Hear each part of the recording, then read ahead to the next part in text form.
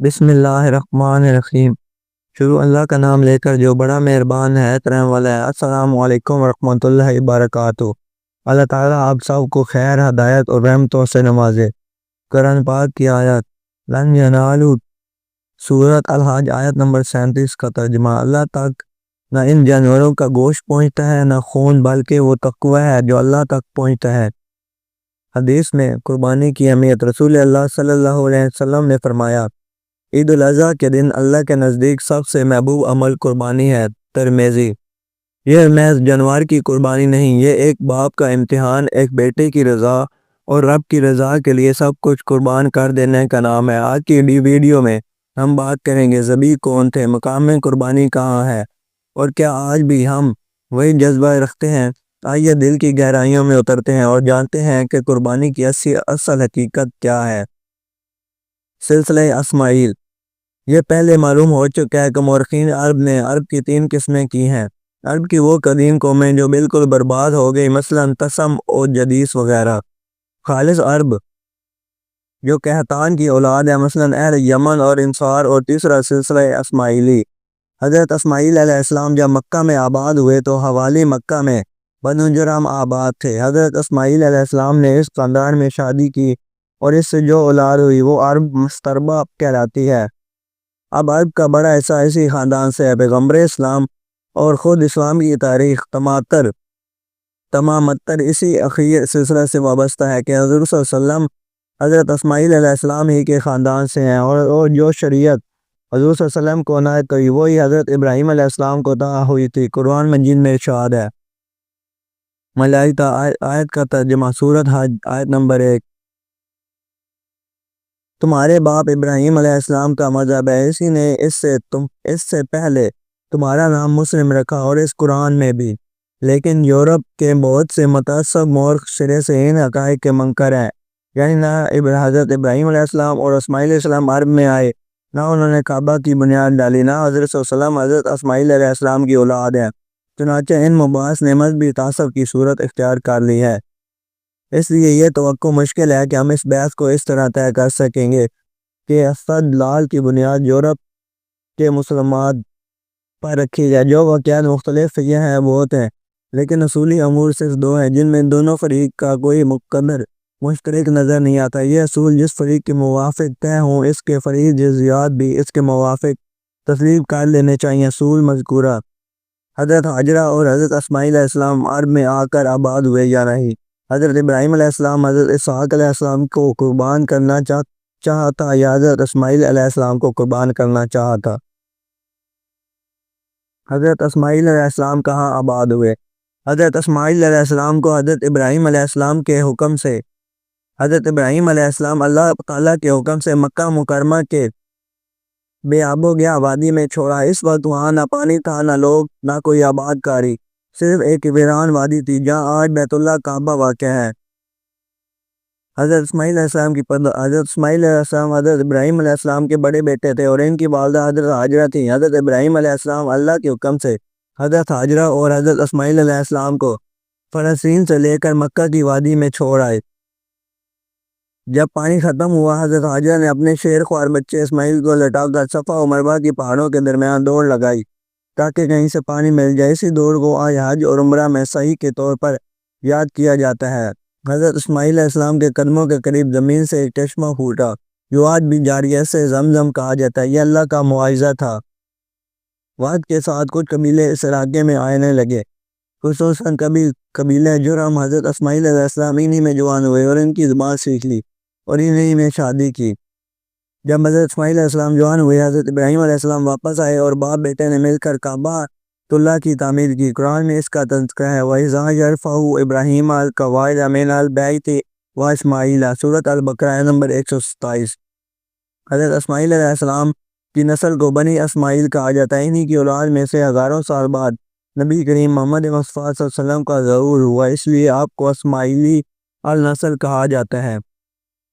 یہود مدعی ہیں کہ حضرت اسحاق علیہ السلام ذبیح ہیں، اس بنا پر وہ قربانی گاہ کا موقع شام بتاتے ہیں۔ لیکن اگر یہ ثابت ہو جائے کہ حضرت اسحاق علیہ السلام نہیں بلکہ حضرت اسماعیل علیہ السلام تھے، تو قربانی گاہ کے موقع کی نسبت عرب ہی کی روایتیں تسلیم کرنی پڑیں گی اور اس حالت میں تاریخ کی تمام کڑیاں متصل ہو جائیں گی۔ تورات میں مذکور ہے کہ حضرت ابراہیم علیہ السلام کی پہلی اولاد حضرت حاجرہ کے بطن سے جس کا نام اسماعیل علیہ السلام رکھا گیا۔ اس کا مرجع بعض مفسرین نے حضرت ابراہیم علیہ السلام کو بتایا ہے اور بعض نے اللہ تعالیٰ کو، اور یہی صحیح ہے جیسا کہ آیات سے صاف ظاہر ہے۔ حضرت اسماعیل علیہ السلام کے بعد حضرت سارہ کے بطن سے حضرت اسحاق علیہ السلام پیدا ہوئے۔ حضرت اسماعیل علیہ السلام جب بڑے ہوئے تو حضرت سارہ علیہ السلام نے یہ دیکھ کر کہ وہ حضرت اسحاق علیہ السلام کے ساتھ گستاخی کرتے ہیں، حضرت ابراہیم علیہ السلام سے کہا کہ حاجرہ اور اس کے بیٹے کو گھر سے نکال دو۔ ان واقعات کے بعد تورات کے خاص الفاظ یہ ہیں۔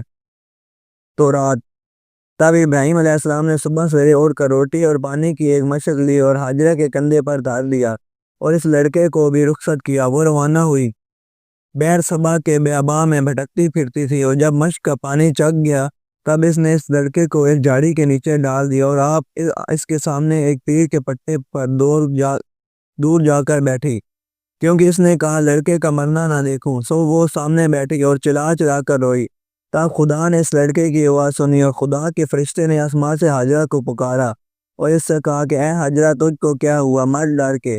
اس لڑکے کی آواز جہاں وہ پڑا ہے خدا نے سنی۔ اٹھ اور لڑکے کو اٹھا اور اسے اپنے ہاتھ سے سنبھال کے میں اس کو ایک بڑی قوم بناؤں گا۔ پھر خدا نے اس کی آنکھیں کھولی اور اس نے پانی کا ایک کنواں دیکھا اور جا کر اپنی مشق کو پانی سے بھر لیا اور لڑکے کو بلایا، اور خدا اس لڑکے کے ساتھ تھا اور وہ بڑا اور بیاباں میں رہا اور تیر انداز ہو گیا، اور وہ فاران کے بیاباں میں رہا، اور اس کی ماں نے ملک مصر سے ایک عورت بیانے کو لی۔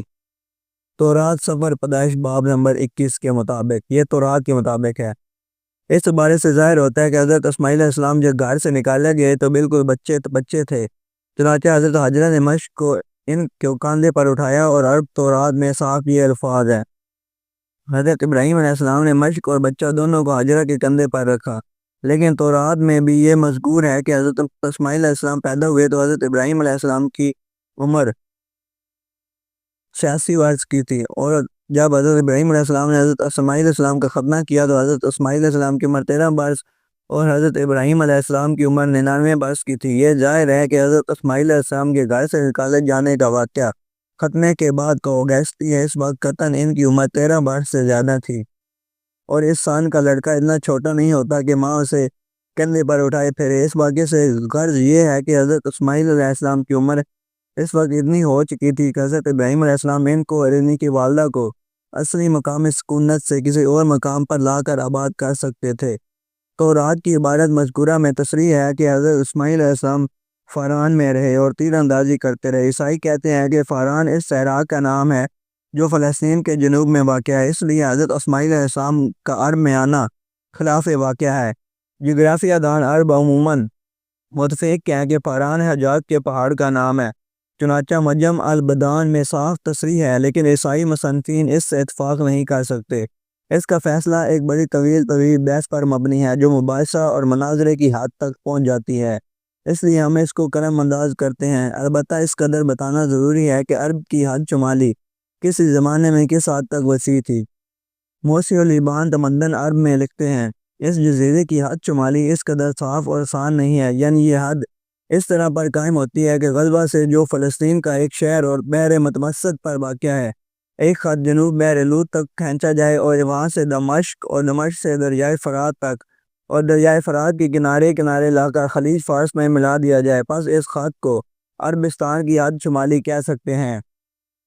اس بنا پر عرب کے حجازی حصہ کا فارن میں محسوب ہونا خلاف قیاس نہیں۔ تورات میں جہاں حضرت اسماعیل علیہ السلام کی جائے سکونت کیا بیان ہے وہاں یہ الفاظ ہیں، اور وہ حویلا سے شور تک جو مصر کے سامنے اسرا میں ہے جس سے سور کو جاتے ہیں بستے تھے۔ اس تحدید میں مصر کے سامنے جو زمین پڑتی ہے وہ عرب ہی ہو سکتا ہے۔ نصاری کی مقدس کتابوں میں جس قدر اعتنا ہے بنی اسرائیل کے ساتھ بنی اسماعیل کا ذکر محض ضمنی طور پر آ جاتا ہے، اور اس وجہ سے حضرت اسماعیل علیہ السلام کا عرب میں آباد ہونا بات اصلی نہیں ملتا، لیکن مختلف علمیات سے مفہوم ہوتا ہے کہ حضرت حاجرہ کا عرب میں آباد ہونا ایک مسلمہ امر تھا۔ عہد جدید میں جس کو عیسائی وحی الہی سمجھتے ہیں، پولوس کا ایک خطہ گلیدون کے نام سے، اس میں یہ عبارت ہے: ابراہیم علیہ السلام کے دو بیٹے تھے، ایک لونڈی سے دوسرا آزاد سے، پر وہ جو لونڈی سے تھا جسم کے طور پر پیدا ہوا اور جو آزاد سے تھا سو وعدے کے طور پر۔ یہ بات تمثیلی بھی مانی جاتی ہے اس لیے کہ یہ عورتیں دو عہد ہیں، ایک تو سینہ پہاڑ سے جو ہوا وہ نرے غلام جنتی ہیں، یہ حاجرہ ہے کیونکہ حاجرہ عرب کا کو سینہ ہے، اور اب کے شعر و شلم کا جواب ہے۔ اگرچہ معلوم نہیں کہ اصلی عبارت کیا تھی، اردو اور عربی دونوں ترجمے ناصاف ہیں، تاہم اس قدر واضح ہے کہ پولس جو حضرت عیسیٰ علیہ السلام کے سب سے بڑے جانشین ہیں، حضرت حاجرہ کو عرب کا کو سینہ کہتے ہیں۔ اگر حضرت حاجرہ عرب میں آباد نہ ہوئی ہوتی تو ان کو عرب کا کو سینہ کہنا کیا معنی رکھتا ہے؟ آگے چل کر بکا کے ذکر میں یہ بحث زیادہ مؤثر معید ہو جائے گی۔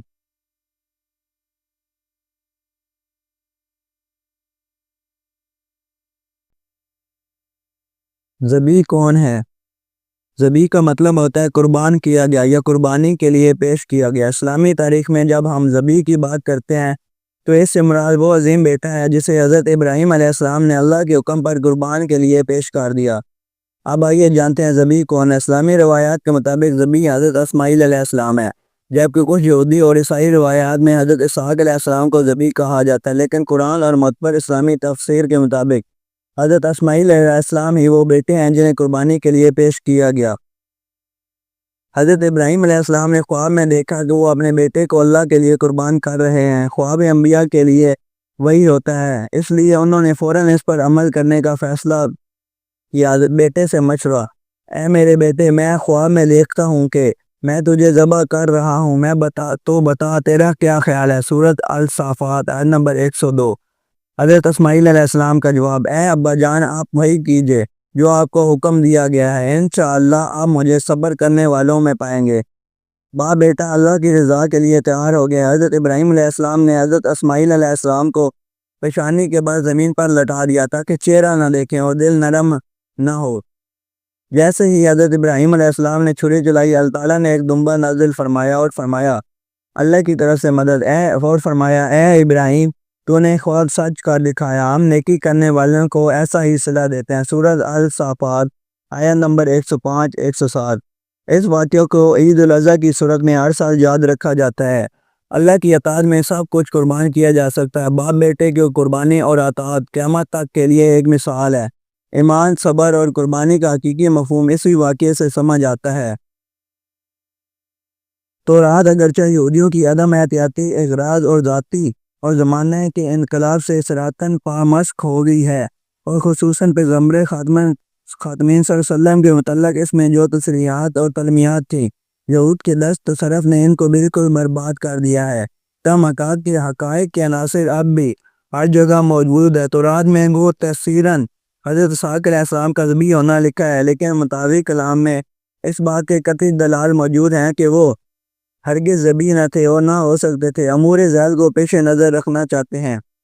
نمبر 1، شریعت سابقہ کی روح سے قربانی صرف ایک جانور یا آدمی کی ہو سکتی تھی جو پہلوں ان کا بچہ ہو۔ اسی بنا پر حابیل نے جن منڈیوں کو قربانی کی تھی وہ پہلونٹے بچے تھے۔ خدا نے حضرت موسیٰ علیہ السلام سے جہاں لاویوں کے متعلق احکام ارشاد فرمائے، وہاں فرمایا ترجمہ: کیونکہ بنو اسرائیل میں آدمی اور جانور کا ہر پہلونٹا بچہ میرے لیے ہے۔ پہلونٹے بچے کی فضیلت کسی حالت میں ظاہر نہیں ہو سکتی۔ تورات میں ہے کہ اگر کسی شخص کی دو بیویاں ہوں، ایک محبوبہ ہو اور دوسری غیر محبوبہ، تو فضیلت اسی رات کو ہوگی جو پہلونٹا ہوگے وہ غیر محبوبہ سے ہو۔ ایک اور جگہ میں آیا ہے سفر، کیونکہ وہ اس کی پہلی قدرت ہے اور اسی کو اولاد اولین ہونے کا حق ہے۔ جو اولاد خدا کو نظر کر دی جاتی تھی اس کو باپ کا درکہ نہیں ملتا تھا۔ تورات میں ہے۔ ایک اور جگہ میں تورات میں آیا ہے، تب خدا نے لاوی کی اولاد کو اس لیے مخصوص کر لیا کہ خدا کے عہد کا تابوت اٹھائے اور تاکہ خدا کے آگے کھڑا ہوتا کہ وہ خدا کی خدمت کریں، اور اس کے نام سے آج تک برکت نہیں۔ یہی وجہ ہے کہ لاویوں کو اپنے بھائیوں کے ساتھ کوئی حصہ اور ترکہ نہیں ملا، کیونکہ ان کا حصہ خدا ہے۔ جو شخص خدا کی نظر کر دیا جاتا تھا وہ سر کے بال چھوڑ دیتا تھا اور معبد کے پاس جا کر منڈاتا تھا، جس طرح آج حج میں احرام کھولنے کے وقت بال منڈواتے ہیں۔ تورات میں ہے۔ تورات میں ایک اور آیا ہے، اب تو حاملہ ہوگی اور بچہ جنے گی اور اس کے سر پر اس طرح نہ پھیرا جائے، کیونکہ یہ بچہ خدا کے لیے نظر کیا جائے۔ جو شخص خدا کا خادم بنایا جاتا تھا اس کے لیے خدا کے سامنے لفظ استعمال کرتے تھے۔ تو رات میں حضرت ابراہیم علیہ السلام کو بیٹے کی قربانی کا جو حکم ہوا تھا، اس میں قید تھی کہ وہ بیٹا قربانی کیا جائے جو اکلوتا ہو اور محبوب ہو۔ اب اصل مسئلہ پر غور کرو، لیکن پہلے یہ بتا دینا ضروری ہے کہ حضرت ابراہیم علیہ السلام کی شریعت میں قربانی کرنا اور خدا پر نظر چڑھانا ایک بات تھی، یعنی دونوں کے لیے ایک ہی لفظ استعمال کرتے تھے۔ اگر یہ کہا جائے کہ بچے کو فلاں محبت میں قربانی چڑھا دو تو اس کے معنی تھے کہ وہ اس محبت کی خدمت اور مجاورت کے لیے گھر سے الگ کر دیا جائے، لیکن یہ لفظ جب جانوروں کے لیے استعمال کیا جاتا تھا تو حقیقی قربانی کے معنی مراد ہوتے تھے۔ تورات میں خدا کی زبان سے مذکور ہے عدد السا، کیونکہ بنی اسرائیل میں آدمی اور جانور کا ہر پلوٹا بچہ میرے لیے ہے۔ اسی سا میں تصریح کے ساتھ مذکور کہ خدا نے حضرت موسیٰ علیہ السلام سے کہا کہ تم بنی اسرائیل میں سے لاویوں کو لو اور ان کی خدا کے سامنے پیش کرو کہ خدا کے لیے خاص کر دی جائیں، اور یہ لوگ 2 گائیوں کے سارے پر ہاتھ رکھیں جو قربانی کی جائے۔ اختصاراً حضرت ابراہیم علیہ السلام کو خواب میں بیٹے کی قربانی کا جو حکم ہوا تھا، اس سے بھی یہی مراد تھی کہ بیٹے کو محبت کی خدمت کے لیے نظر چڑھا دیں۔ حضرت ابراہیم علیہ السلام نے پہلے اس خواب کو یعنی اور حقیقی سمجھا، اس لیے بینہ اس کی تعمیل کرنی چاہیے، لیکن بعد میں ظاہر ہوا کہ وہ تمثیلی خواب تھا۔ اس بنا پر حضرت ابراہیم علیہ السلام نے بیٹے کو خانہ خدا کی خدمت کے لیے خاص کر دیا اور جو شرط قربانی کی تھی قائم رکھیں۔ حضرت اسحاق کی ولادت حضرت اسماعیل علیہ السلام کے بعد ہوئی۔ اس بنا پر حضرت اسحاق علیہ السلام اکلوتے بیٹے نہیں، چونکہ قربانی کے لیے اکلوتے بیٹے کی شرط ہے، اس لیے حضرت اسحاق کی قربانی کا حکم نہیں ہو سکتا۔ حضرت اسحاق علیہ السلام کو حضرت ابراہیم علیہ السلام نے اپنا تمام طریقہ دیا، باخلاف اس کے حضرت اسماعیل علیہ السلام اور ان کی والدہ کو صرف پانی کی ایک مشق دے کر رخصت کیا۔ یہ اس بات کا قطعی قرینہ ہے کہ حضرت ابراہیم علیہ السلام نے حضرت اسحاق علیہ السلام کو قربانی یعنی محبت پر نظر نہیں چڑھایا تھا۔ حضرت اسماعیل علیہ السلام کے خاندان میں مدت تک یہ رسم قائم رہی کہ لوگ سر کے بال نہیں منڈاتے تھے۔ حج میں احرام کے زمانے تک جو بال نہیں منڈواتے، یہ اسی سنت اسماعیلی کی یادگار ہے۔ جو الفاظ قربانی اور نظر چڑھانے کے لیے ملت ابراہیمی میں استعمال کیے جاتے تھے، وہ حضرت ابراہیم علیہ السلام نے حضرت اسماعیل علیہ السلام کے لیے استعمال کیے، نہ کہ حضرت اسحاق علیہ السلام کے لیے۔ تورات میں ہے کہ خدا نے حضرت ابراہیم علیہ السلام کو حضرت اسحاق علیہ السلام کی ولادت کی خوشخبری دی تو حضرت ابراہیم علیہ السلام نے کہا، کاش اسماعیل علیہ السلام تیرے سامنے زندہ رہتا۔ تورات میں جہاں جہاں یہ لفظ استعمال ہوا ہے، سامنے زندہ رہنا انہی معنوں میں ہے۔ حضرت اسماعیل علیہ السلام حضرت ابراہیم علیہ السلام کی محبوب ترین اولاد تھے۔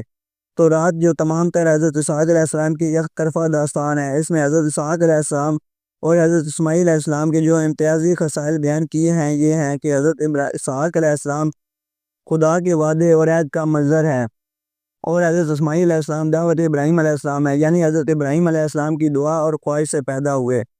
اسی بنا پر خدا نے ان کا نام اسماعیل علیہ السلام رکھا، کیونکہ اسماعیل علیہ السلام 2 لفظوں سے مرکب ہے، سما اور ایل۔ سما کے معنی سننے کے ہیں اور ایل کے معنی خدا کے ہیں، یعنی خدا نے حضرت ابراہیم علیہ السلام کی دعا سن لی۔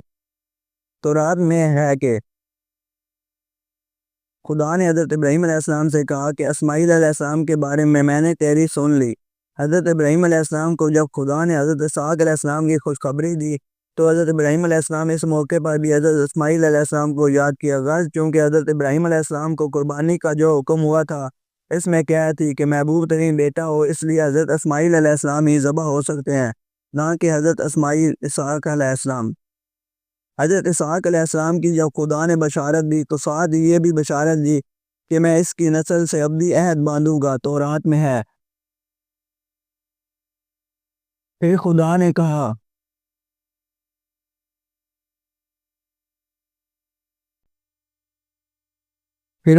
کہا، بلکہ تیری بیوی سارہ تیرے لیے ایک بیٹا جنے گی اور اس کا نام اسحاق علیہ السلام رکھے گا، اور میں اپنی عہد اس کی نسل سے قائم کروں گا۔ تورات کے مطابق اس اجمال کی تفسیر یہ ہے کہ تورات میں مذکور ہے کہ حضرت ابراہیم علیہ السلام نے بیٹے کو قربان کرنا چاہا اور فرشتے نے دادا دی کہ ہاتھ کو روک لے، تو فرشتے نے یہ الفاظ کہے، خدا کہتا ہے کہ چونکہ تو نے ایسا کام کیا اور اپنے اکلوتے بیٹے کو بچا نہیں رکھا، تو میں تجھ کو برکت دوں گا اور تیری نسل کو آسمان کے ستاروں اور ساحل کی بحر کی ریتی کی طرح پھیلا دوں گا۔ تورات۔ اب غور کرو کہ خدا نے حضرت اسحاق علیہ السلام کی بشارت ہی کے وقت یہ کہہ دیا تھا کہ میں اس کی نسل قائم رکھوں گا، تو یہ کیوں کر ممکن تھا کہ جس وقت تک حضرت اسحاق علیہ السلام کی اولاد نہیں پیدا ہوئی تھی، ان کی قربانی کا حکم ہوتا۔ لیکن حضرت اسماعیل علیہ السلام کو ذبیح تسلیم کیا جائے تو تمام نصوص منطبق ہو جاتے ہیں۔ حضرت اسماعیل علیہ السلام اکمل اولاد تھے، محبوب تر تھے، قربانی کے وقت بالغ یا قرب البلوغ تھے۔ قربانی سے پہلے ان کی کثرت نسل کی بشارت نہیں دی گئی۔ تورات میں تصریح ہے کہ چونکہ ابراہیم علیہ السلام نے اپنے اکلوتے بیٹے کو قربانی کرنا چاہا، اس لیے اس بیٹے کی کثرت نسل کا وعدہ کیا گیا، یعنی یہ کثرت نسل اسی قربانی کے صلے میں تھی۔ اس لیے ذبیح حضرت اسماعیل علیہ السلام ہی ہو سکتے ہیں، کیونکہ حضرت اسحاق علیہ السلام کی تکثیر نسل کا وعدہ تو ان کی ولادت ہی کے وقت ہو چکا تھا، جو کسی انعام اصلاح کے معاوضے میں نہ تھا۔ مقام قربانی۔ حضرت اسماعیل علیہ السلام کی قربانی کا جو مقام تھا وہ مکہ مکرمہ میں واقع ہے، اور آج سے اسے منا کے نام سے جانا جاتا ہے۔ یہ وہ مقام ہے جہاں حضرت ابراہیم علیہ السلام نے حضرت اسماعیل علیہ السلام کو اللہ کے حکم پر قربان کرنے کے لیے لٹایا تھا۔ اللہ تعالیٰ نے وہاں حضرت اسماعیل علیہ السلام کے بدلے ایک دمبا بھیجا اور حضرت اسماعیل علیہ السلام کو بچا لیا۔ منا کہاں ہے؟ مکہ مکرمہ سے تقریباً 5 کلومیٹر مشرق کی طرف واقع ہے۔ یہ وہی جگہ ہے جہاں حجاج اکرام عید الاضحیٰ کے دن قربانی کرتے ہیں اور رمال جمرات شیطان کو کنکریاں مارنا انجام دیتے ہیں۔ ہر سال 10 ذی الحجہ کو حاجی اسی مقام پر قربانی کرتے ہیں۔ اسی واقعے کی یاد دنیا بھر کے مسلمان بھی اسی دن قربانی کرتے ہیں۔ مقام قربانی ہمیں یہ سبق دیتا ہے کہ جب اللہ کا حکم ہو تو اولاد جیسی عزیز ترین شے بھی قربان کی جا سکتی ہے۔ حضرت ابراہیم علیہ السلام اور اسماعیل علیہ السلام کی اطاعت، صبر اور تقوی کی یاد منا کی فضاؤں میں آج بھی تازہ ہے۔ تورات میں قربانی گاہ کا جو موقع بتایا وہ مری ہے۔ یہودی کہتے ہیں کہ یہ وہ جگہ ہے جہاں حضرت سلیمان علیہ السلام کا ہیکل تھا۔ عیسائی کہتے ہیں کہ یہ اس جگہ کا نام ہے جہاں حضرت عیسیٰ علیہ السلام کو سولی دی گئی، لیکن یورپ کے محققوں نے ان دونوں دعووں کی تغلیظ کی ہے۔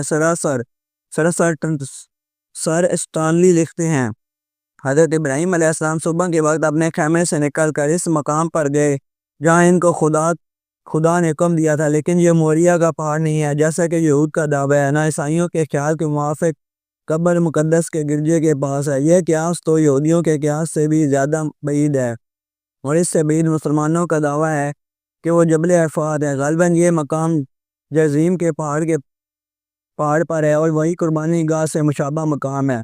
یہ مسلم ہے کہ حضرت اسحاق علیہ السلام کی اولاد حضرت ابراہیم علیہ السلام کی وفات کے بعد پیدا ہوئی۔ اس سے تو اتنا ثابت ہوا کہ موریہ کے تعین میں یہودیوں اور عیسائیوں کے دعوے غلط ہیں، باقی یہ امر کے مسلمانوں کا دعویٰ بھی غلط ہے۔ اس کی تحقیق آگے آتی ہے۔ موریہ کے تعین جو اختلاف پیدا ہوا، اس نے ایک اور اختلاف پیدا کر دیا، یعنی یہ کہ یہ لفظ کسی مقام کا نام ہے یا وصفی معنی رکھتا ہے۔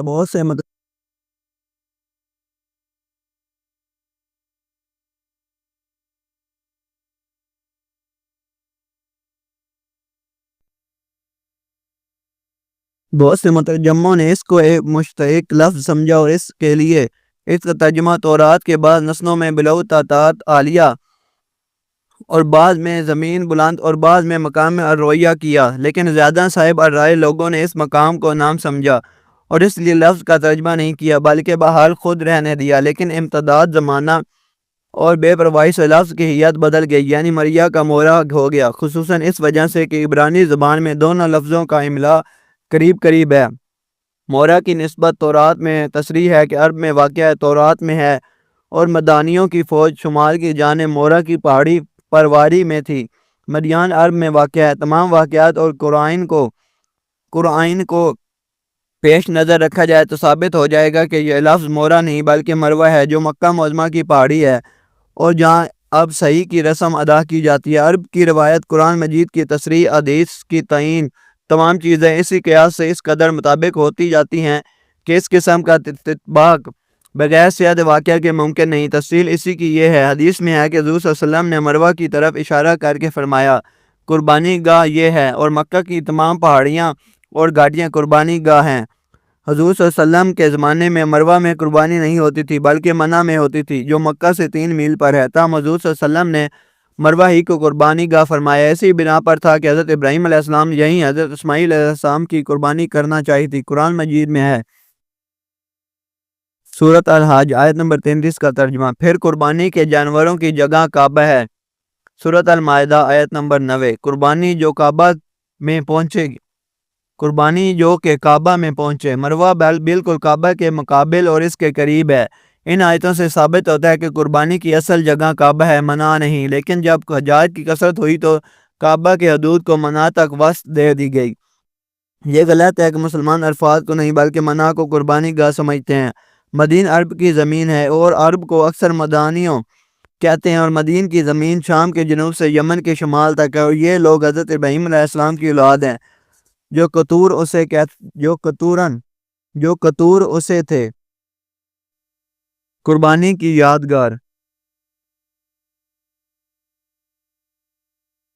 قربانی صرف جانور ذبح کرنے کا نام نہیں بلکہ یہ ایک عظیم جذبے، خالص اطاعت اور تقوی کی علامت ہے۔ یہ ہر سال ہمیں ایک ایسا واقعہ یاد دلاتی ہے جس میں باپ حضرت ابراہیم علیہ السلام اور بیٹا حضرت اسماعیل علیہ السلام نے اللہ کی رضا کے لیے اپنا سب قیمتی چیز قربان کرنے میں بھی ہچکچاہٹ نہ کی۔ حضرت ابراہیم علیہ السلام کو خواب میں اللہ کا حکم ملا اور بغیر کسی سوال کے وہ اپنے بیٹے کو قربان کرنے کو تیار ہو گئے۔ حضرت اسماعیل علیہ السلام بغیر ڈرے کہا، ابا جان آپ وہی کیجئے جو آپ کو حکم دیا گیا ہے، انشاءاللہ آپ مجھے صبر کرنے والوں میں پائیں گے۔ سورۃ الصافات آیت نمبر 102۔ قربانی کی اصل روح یہی ہے، اللہ کی رضا کے لیے ہر شے قربان کرنا۔ آج کی قربانی میں بھی وہی جذبہ کیوں ضروری ہے؟ آج ہم جانور قربان کرتے ہیں، مگر اصل سوال یہ ہے کہ کیا ہم اپنی خواہشات، انا، حسد، غرور اور نفرت کو بھی قربان کرتے ہیں؟ قربانی کی یاد ہمیں یہ سبق دیتی ہے، اپنی انا کو قربان کرو، اپنی خواہشات کو اللہ کی رضا پر قربان کرو، دوسروں کے لیے دل بڑا کرو، اللہ کے حکم کے سامنے سر جھکاؤ، چاہے قربانی کیسی ہی بڑی ہو۔ قربانی کی یاد کیسا زندہ رکھیں؟ ہر سال صرف جانور نہ ذبح کریں بلکہ اپنے دل میں بھی اللہ کی محبت جگائیں، دوسروں کی مدد کریں، غرباء کو یاد رکھیں، اپنی زندگی کو تقوی، اطاعت اور قربانی سے مزین کریں۔ یہودی حضرت اسحاق علیہ السلام کی اولاد ہیں، اس لیے حضرت اسحاق علیہ السلام ذبیح ہوتے تو اس کی کوئی یادگار ان کے یہاں موجود ہوتی، برخلاف اس کے حضرت اسماعیل علیہ السلام کے خاندان بلکہ تمام مسلمانوں میں جو حضرت اسماعیل علیہ السلام کی روحانی اولاد ہیں، قربانی کی تمام رسمیں آج تک موجود ہیں۔ اولاد اسماعیل علیہ السلام میں قربانی کی تمام یادگاریں موجود ہیں، اور حج جو کہ ایک بڑا فریضہ اسلام ہے، تمام تر اسی قربانی کی یادگار ہے، چنانچہ اس کی تفصیل حسب ذیل ہے۔ حضرت ابراہیم علیہ السلام کو خدا نے بیٹے کی قربانی کا حکم دینا چاہا تو پکارا، اے ابراہیم۔ حضرت ابراہیم علیہ السلام نے کہا، میں حاضر ہوں۔ حج کے وقت مسلمان ہر قدم پر لبیک کہتے چلتے ہیں، یہ وہی ابراہیمی علیہ السلام الفاظ ہیں جن کا لفظ ترجمہ وہی ہے، میں حاضر ہوں۔ شریعت ابراہیمی میں دستور تھا کہ جس کو قربان گاہ چڑھاتے تھے یا خدا کے لیے نظر دیتے تھے وہ بار بار محبت یا قربان گاہ کے پھیرے کرتا تھا۔ حج میں صفا و مروہ کے درمیان جو 7 بار صحیح کرتے ہیں یہ اسی کی یادگار ہے۔ نظر کے فرائض میں ایک یہ تھا کہ ایام نظر تک بال نہیں کترواتے تھے، حج میں بھی یہی دستور ہے، جب احرام اتارتے ہیں نظر کے تب بال کترواتے یا منڈواتے ہیں۔ خود قرآن مجید میں اس شعار کا ذکر ہے۔ سورۃ فتح آیت نمبر 27۔ سروں کو منڈوائے ہوئے۔ حج کے ایک ضروری رکن قربانی ہے، یہ وہی حضرت اسماعیل علیہ السلام کی قربانی کی یادگار ہے، اسی بنا پر قرآن مجید میں آیا ہے۔ سورۃ الصافات آیت نمبر 107۔ ترجمہ، اور حضرت اسماعیل علیہ السلام کی قربانی کے بدلے ہم نے ایک بڑی قربانی قائم کی۔ یہ دلائل تورات کی تصریحات اور کنایات کی بنا پر تھے۔ قرآن مجید کی روح سے قطعاً اسماعیل علیہ السلام کا ذبح ہونا ثابت ہے، اگرچہ بہت سے مفسرین نے غلطی سے یہودیوں ہی کی تائید کی ہے۔ قرآن مجید میں قربانی کا واقعہ ان الفاظ میں مذکور ہے۔ سورۃ الصافات آیت نمبر 102۔ اور حضرت ابراہیم علیہ السلام نے کہا، میں اپنے خدا کی طرف جاؤں گا، وہ مجھ کو راستہ دکھائے گا۔ خدایا مجھ کو وہ اولاد دے کہ جو نیک چلن ہو۔ تو ہم نے اس کو ایک بردبار لڑکے کی خوشخبری دی۔ پھر جب وہ لڑکا اس کے ساتھ چلنے لگا تو ابراہیم علیہ السلام نے کہا، بیٹے، میں نے خواب میں دیکھا کہ میں تجھ کو ذبح کر رہا ہوں، تیری کیا رائے ہے؟ آیت بالا میں مذکور ہے کہ حضرت ابراہیم علیہ السلام اولاد کے لیے دعا مانگی اور خدا نے قبول کی، اور وہی لڑکا قربانی کے لیے پیش کی گیا۔ تورات سے ثابت ہے کہ جو لڑکا حضرت ابراہیم علیہ السلام کی دعا سے پیدا ہوا وہ اسماعیل علیہ السلام ہے، اسی لیے ان کا نام اسماعیل علیہ السلام رکھا گیا کہ خدا نے ان کے بارے میں حضرت ابراہیم علیہ السلام کی دعا سنی۔ اس بنا پر اس آیت میں جس کا ذکر ہے وہ حضرت اسماعیل علیہ السلام ہے، اسحاق علیہ السلام نہیں۔ قربانی کے واقعے کی تفصیل اور اختتام کے بعد حضرت اسحاق علیہ السلام کی ولادت کا ذکر ہے۔ اس سے قطعاً ثابت ہوتا ہے کہ جس کا ذکر اوپر ہوا وہ حضرت اسحاق علیہ السلام نہیں بلکہ اسماعیل علیہ السلام ہے۔ مسلمانوں کا نام جو مسلم رکھا گیا یہ وہ نام ہے جو حضرت ابراہیم علیہ السلام نے ایجاد کیا تھا۔ قرآن مجید میں ہے، سورۃ حج آیت نمبر 78، تمہارے باپ ابراہیم علیہ السلام کا مذہب اسی نے پہلے تمہارا نام مسلمان رکھا۔ اس تسمیہ کی تاریخ قربانی سے شروع ہوتی تھی، یعنی حضرت ابراہیم علیہ السلام حضرت اسماعیل علیہ السلام کو قربان کرنا چاہا اور ان سے کہا کہ مجھ کو خدا کا یہ حکم ہوا ہے، تمہاری کیا رائے ہے؟ تو حضرت اسماعیل علیہ السلام نے نہایت استقلال کے ساتھ گردن جھکا دی کہ یہ سر حاضر ہے۔ اس موقع پر خدا نے اسلمہ کا لفظ استعمال کیا جو اسلام سے ماخوذ ہے، جس کا معنی تسلیم اور حوالہ کر دینے کے ہیں۔ فلما اسلمن، سورۃ الصافات آیت نمبر 103، پھر جب دونوں نے اپنے آپ کو ہمارے حوالے کر دیا۔ حضرت ابراہیم علیہ السلام اور حضرت اسماعیل علیہ السلام کا سب سے بڑا عظیم الشان کارنامہ تسلیم اور رضا ہے، یعنی جب قربانی کا حکم ہوا تو باپ بیٹے دونوں نے بے ازر گردنیں جھکا دی۔ یہ وصف مقبول برگاہ ہوا۔ اور پھر حضرت ابراہیم علیہ السلام اور حضرت اسماعیل علیہ السلام کا یہی اشعار مذہبی قرار پایا۔ اسی بنا پر حضرت ابراہیم علیہ السلام نے اپنے پیروان ملت کا نام مسلم رکھا۔ قربانی، اصرار اور اسلام در حقیقت یہ سب مترادف الفاظ ہیں۔ یہ اس بات کی قطعی دلیل ہے کہ حضرت اسماعیل علیہ السلام نے ہی اپنے آپ کو قربانی کے لیے پیش کیا تھا۔ حضرت اسحاق علیہ السلام قربان ہوتے تو یہ لقب ان کی اولاد یا ان کی امت کو ملتا۔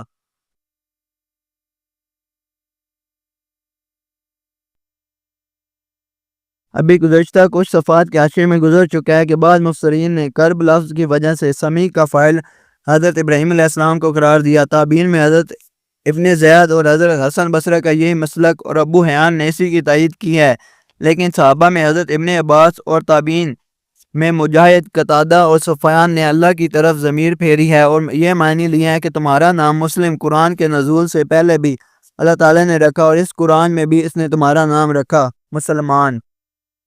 قربانی کی حقیقت۔ قربانی کی حقیقت صرف جانور ذبح کرنا نہیں بلکہ اس کے پیچھے اللہ کی رضا، تقوی اور خلوص اور نیت ہے۔ ایک ایسا عمل جو انسان کو اپنے رب کے ساتھ مضبوط تعلق قائم کرنے کا موقع دیتا ہے۔ قرآن مجید میں ارشاد ہے، اللہ کو نہ ان قربانی کے جانوروں کا گوشت پہنچتا ہے نہ خون، بلکہ اسے تمہارا تقوی پہنچتا ہے۔ سورۃ الحج آیت نمبر 37۔ اللہ تعالیٰ کو قربانی کے جانور کا جسمانی پہلو مطلوب نہیں، اصل چیز دل کا اخلاص اور اللہ کی رضا کی نیت ہے۔ قربانی حضرت ابراہیم علیہ السلام اور اسماعیل علیہ السلام کی بے مثال اطاعت کی یاد ہے، جب دونوں نے اللہ کے حکم کے آگے جھکنے میں لمحہ بھر کی دیر نہ کی۔ اصل قربانی وہ ہے جو دل کے اندر ہو، اپنی خواہشات، گناہوں، حسد، انا اور غرور کو ذبح کرنا۔ جب ہم جانور قربان کرتے ہیں تو اللہ ہم سے یہ دیکھتا ہے کہ کیا ہم نے یہ عمل ریا دکھاوے سے پاک کیا، کیا اس میں صرف اللہ کی رضا شامل ہے۔ قربانی سے ہمیں کیا سکھایا جاتا ہے؟ اپنے مال میں سے اللہ کی راہ میں خرچ کرو، ضرورت مندوں کو یاد رکھو، خوشیوں میں دوسروں کو شریک کرو۔ جانور کا ذبح کرنا ایک ظاہری عمل ہے۔ حقیقی قربانی وہ ہے جب انسان اپنے دل کو اللہ کے لیے جھکا دے، اپنے نفس، لالچ، گناہ اور دنیاوی محبتوں کو اللہ کی رضا کے لیے چھوڑ دیتا ہے۔ اصل قربانی یہی ہے۔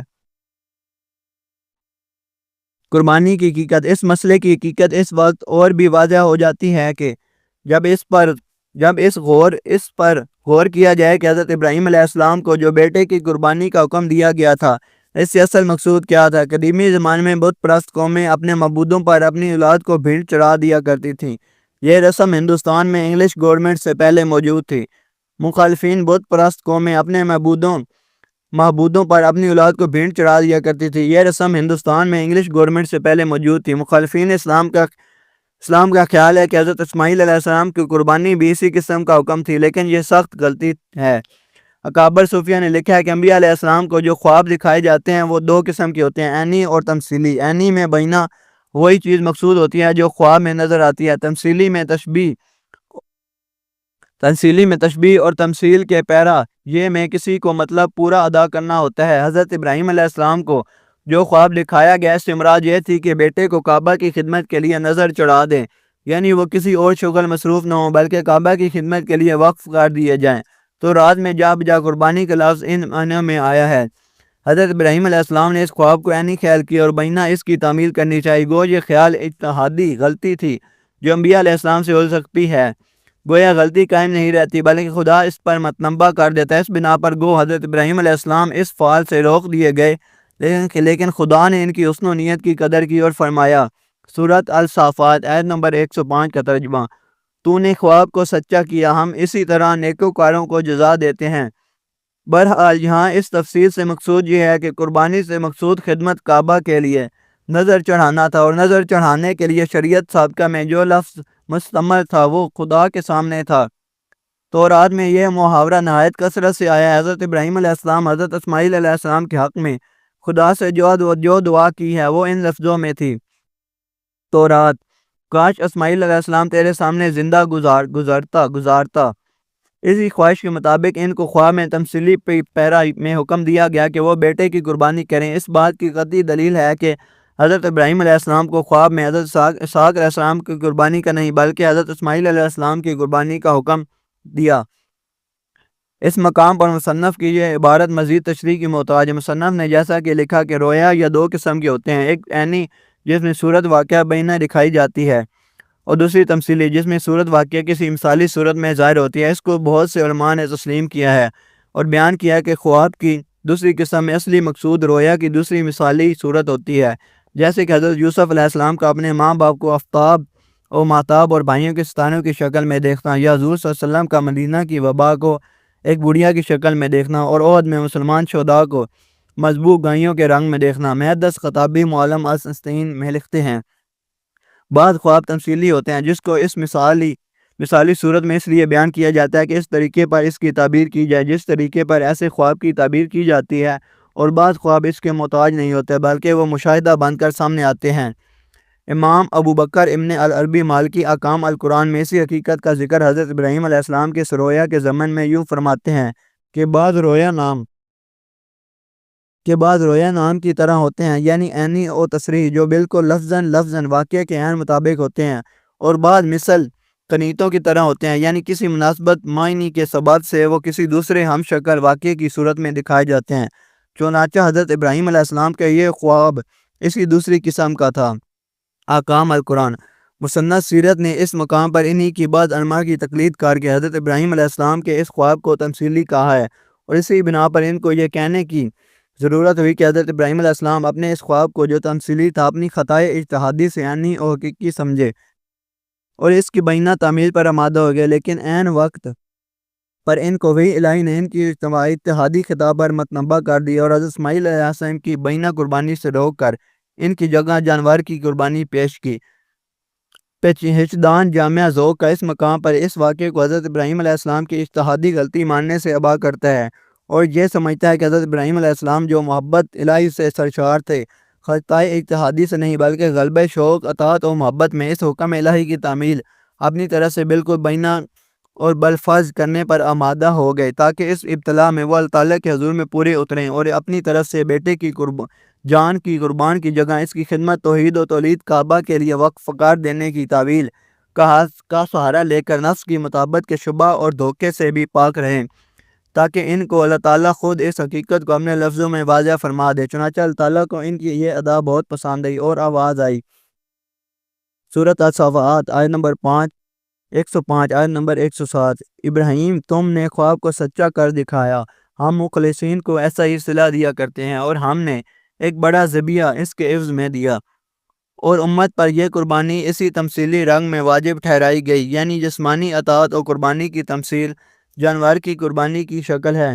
یہ تشریح ان بعض علماء کی مطابقت میں ہے جو بعض دینی علمی اسباب کی بنا پر اس کو رویا تمثیلی سمجھتے ہیں، ورنہ جمہور علماء اس رویا کو عینی ہی سمجھتے ہیں۔ لیکن عین اس وقت جب حضرت ابراہیم علیہ السلام اس پر عمل کر کے اپنی طرف سے فرزند کے ذبح کی پوری عزیمت کر کے اپنا کام پورا کر چکے تھے، اور تعمیل حکم میں ایک لمحہ کی بھی دیر نہیں رہی تھی کہ وہی الہی نے آواز دی، اے ابراہیم علیہ السلام تم نے اپنا کام پورا کر دیا اور اپنے خواب کو سچا کر دکھایا، اب اس کی ضرورت نہیں رہی، اب اس کی جگہ ملت ابراہیم علیہ السلام کی یہ سنت عظیم جانور کی قربانی کی شکل میں ظاہر ہوگی۔ ظاہر ہے کہ بہر دو صورت یہ جانور کی قربانی، جیسا کہ بعض ائمہ محققین نے لکھا ہے، نفس کی قربانی کی تمثیل ہے، اور اس قربانی کا گوشت اس روز عید میں قربانی کندہ کے لیے برکت، اب آپ کے لیے تحفہ اور فقراء کے لیے سامان دعوت بنا۔ ہم نے قربانی کی اصل حقیقت پر غور کیا اور یہ سمجھا کہ اللہ کی رضا کے لیے اپنی خواہشات، غرور اور لالچ کو قربان کرنا ہی اصل قربانی ہے۔ آج ہم سب کو اپنی زندگیوں میں وہی ایمان، اطاعت اور تقوی اپنانا چاہیے جو حضرت ابراہیم علیہ السلام اور حضرت اسماعیل علیہ السلام نے ہمیں سکھایا۔ اللہ ہم سب کو اپنی ہدایت کی روشنی عطا فرمائے اور ہمیں اپنے ہر عمل میں اپنی رضا کو مقدم رکھنے کی توفیق دے، آمین۔